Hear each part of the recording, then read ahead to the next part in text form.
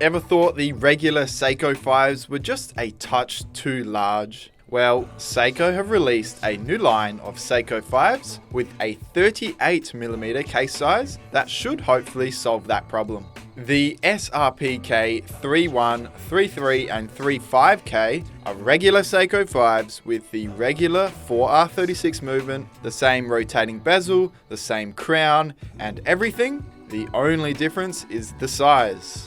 Seiko state that these are men's watches, but due to their smaller size, I really classify these as unisex. But anyway, who really cares? Wear whatever size you want. These are just going to look a little bit better on smaller size wrists.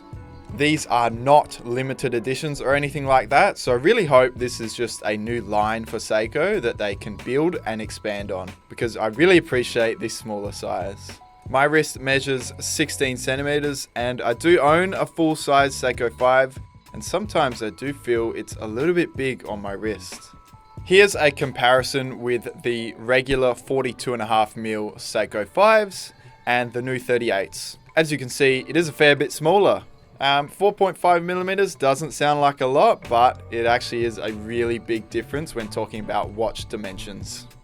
Right now, there are 4 different colors available in these models, with this orange one being the SRPK35K. What I love about this model is the gold colored numbers in the bezel, and of course that orange dial which just bursts with color. A cream dialed variant with a gray bezel is available in the SRPK31K, and finally this lovely teal model in the SRPK33K is available. There is one other model in the SRPK29K, which unfortunately we don't have here today, but it's a black dialed version, pretty normal, nothing too fancy.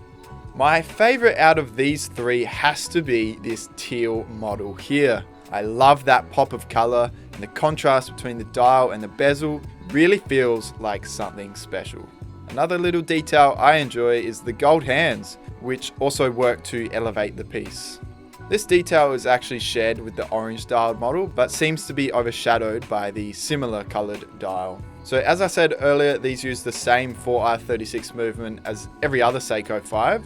So we get 41 hours of power reserve, a day-date complication, and of course, great reliability. We get a one-touch 3-fold clasp with a little safety clasp on it. So it's really secure on the wrist, and this bracelet feels pretty solid if you ask me.